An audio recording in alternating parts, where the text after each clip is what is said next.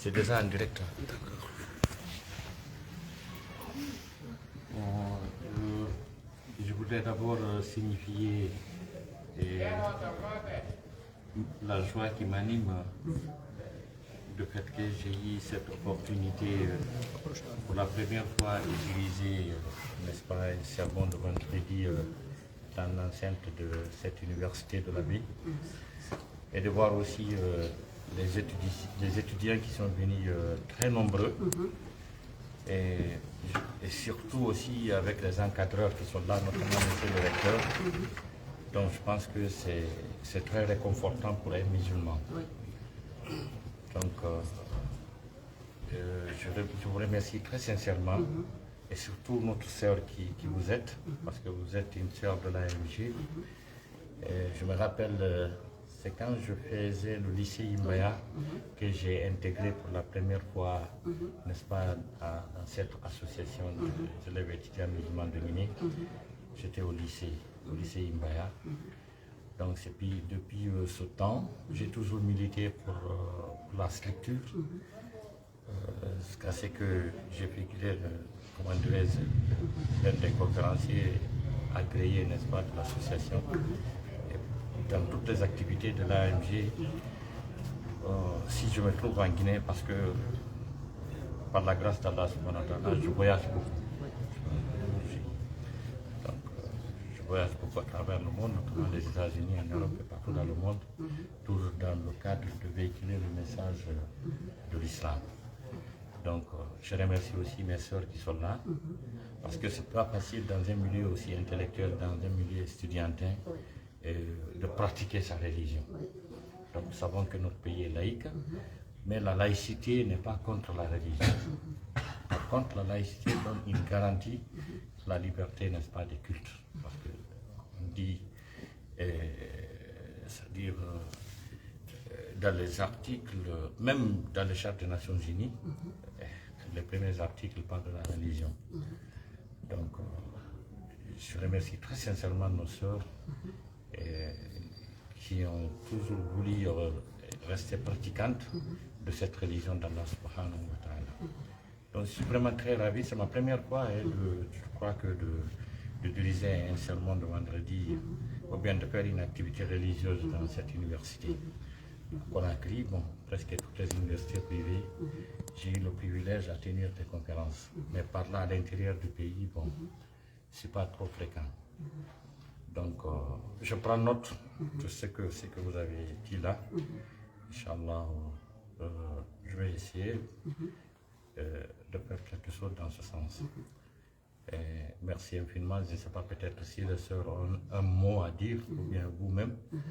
Donc, je remercie également les étudiants aussi qui sont là, les jeunes qui sont là. Et je voudrais leur exhorcer d'accorder un accent particulier, n'est-ce pas, pour la quête du savoir, de la science. Qu'ils sachent qu'il n'y a aucun problème, aucune différence entre la science et la religion musulmane. Donc sachez que tout ce que vous étudiez dans votre salle de classe respective en matière de la science, sachez que tout cela est inclus dans le Coran. Les mathématiques se trouvent dans le Coran, la chimie se trouve dans le Coran, la philosophie se trouve dans le Coran, tout ce que vous étudiez. Parce qu'il y a un verset coranique qui dit nous t'avons fait descendre le Coran dans lequel toute chose est explicitement expliquée. C'est-à-dire toutes les sciences s'y trouvent. Peut-être un jour nous aurons l'opportunité de tenir une conférence ici, là où je vous parlerai un thème, c'est-à-dire une thématique qui parle de l'islam et la science. Je prie Allah subhanahu wa ta'ala qui nous accorde cette opportunité, Inch'Allah. Donc, restez fidèles aussi à votre religion. Restez fidèles à votre religion. Sachez que tout ce que vous pouvez avoir ici, un jour, ça sera sanctionné par une mort. Nous allons un jour partir. Et ce que nous aidera dans ce long voyage, n'est-ce pas, c'est ce qu'on a pu faire dans le cadre de notre religion, dans le cadre culturel. Donc c'est primordial, C'est ce que je vous exhorte, mes chers étudiants. Ça, et merci infiniment. juste accordez-nous 3 questions avant de rentrer. 3 questions, oui, allez-y. 3 questions, trop, mais ça. Oui, c'est pas grave. Ok, la première question Ah, ça va. est qu'une personne qui est musulmane et genre, il pratique, il est musulman, mais il prie 2 fois et 2 fois il ne prie pas. Et quelle est la solution de ça? Et 2 fois aussi, il arrive qu'il reste dans la prière dans 2 mois, 3 mois, 2 fois il délaisse. Maintenant, quelles sont les solutions de ça? Vous savez, cela est dû à son degré de la croyance, degré de l'imam. Donc, lui, il doit encore approcher le cheikh, il doit encore étudier, il doit encore implorer le pardon d'Allah subhanahu wa ta'ala et rester toujours avec des gens, des âmes vertueux et prier Allah subhanahu wa ta'ala. Donc, au fur et à mesure, peut-être un jour il sera constant à la prière. Mais c'est pas aussi, quand même, c'est pas mal parce qu'il est toujours dans le circuit. Donc, c'est ça. La deuxième question. Non, c'est pas vous qui doivez poser toutes les questions. Vous avez posé une, on a dit 3. Donc, les sœurs. Oui, les sœurs. Oui. Oui. Salam alaikum. Wa alaykum salam. La question que j'aurais, c'est par rapport à ceux qui pratiquent l'armée, les femmes qui voudraient intégrer l'armée, que ce soit la police ou L'armée. l'armée. Oui, oui.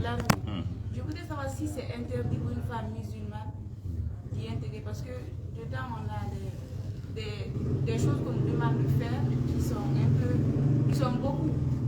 Or, on fait dans notre église, c'est-à-dire parfois on demande d'enlever le voile, bien de nous raser la tête, des choses comme ça. S'il est interdit pour la femme musulmane d'être dans ce genre. Bon, en réalité, pour une femme musulmane de figurer dans une structure de la police ou bien de l'armée, en réalité, ce n'est pas interdit.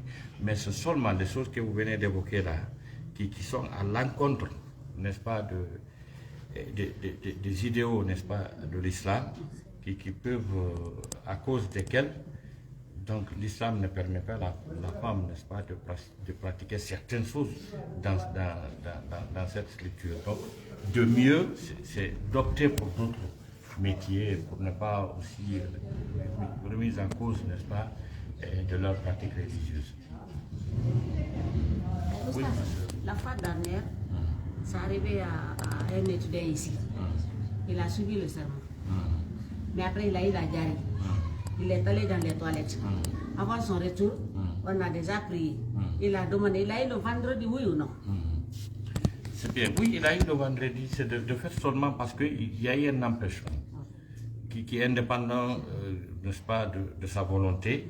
Lui, ce qu'il devait faire, quand il doit reprendre, n'est-ce pas, son ablution et venir maintenant prier le jour. Ce ne sont pas les 2 rakats maintenant qu'il doit prier. Voilà. Maintenant, c'est le jour. Là, il aura 2 avantages. Non seulement il a eu le vendredi, il a eu aussi le jour. Donc, c'est ça. Voilà. Merci beaucoup. Oui, ça doit être la dernière. Parce qu'il ne faut pas qu'on transforme un entretien en une conférence. Oui, mon frère. Quel est le jugement d'une personne qui gêne et qui fait sa rupture avec des choses qui sont payées avec de l'argent Qui est illicite. illicite? Bon, vous savez, le jeûne commence, après le Fajr, et ça termine, n'est-ce pas, à la rupture, c'est-à-dire le Maghrib. Donc, ça, pratiquement, le jeûne est validé si c'est bien fait. Le fait que maintenant, la rupture, il a mangé quelque chose qui est illicite, n'impacte pas, cela ne veut pas dire que sa journée n'est pas validée. Mais quand même, il a récolté beaucoup de péchés, beaucoup de péchés. Parce que, vous savez, pécher en dehors de Ramadan n'est pas permis. Et aussi, encore, et surtout quand il s'agit de ce mois béni de Ramadan, je pense qu'il est primordial pour tous les musulmans de s'éloigner de certaines choses. Notamment de manger ce qui est illicite, de procéder à la rupture d'une nourriture qui est licite, et aussi de procéder à des zikrs, de faire des bonnes choses. Au lieu, il y a certains qui écoutent de la musique, qui jouent des choses, qui restent dans les séries télévisées. Tout ça, je pense que pour un mois, pour un laps de temps, il est primordial de consacrer ce temps-là à Allah subhanahu wa ta'ala, à la dévotion, n'est-ce pas, à la spiritualité, c'est primordial. Mais cela ne gâte pas, c'est-à-dire le jeûne, mais quand même ça constitue un gros péché. Pour une dernière. Oui. Pour une dernière. Oui. Nous préparons ici, du 1er au 30. Nous passons les 10 mois, les 10 nuits, les 10 dernières nuits ici. Et on offre les repas à des chrétiens. Eux aussi sont en gens à l'heure là. Ils proposent de nous offrir des repas. Est-ce qu'on peut manger leur repas? Parce qu'eux aussi doivent manger notre repas. Oui, vous savez, il y a un lien très important entre, n'est-ce pas, les membres de la confession chrétienne et les nôtres, n'est-ce pas? Donc, parce que l'islam accepte que les musulmans se marient avec les filles chrétiennes, l'islam accepte que les musulmans mangent la nourriture des chrétiennes et les chrétiens aussi peuvent manger la nourriture, n'est-ce pas, des musulmans. Seulement, nous mangeons ce qui est licite pour nous.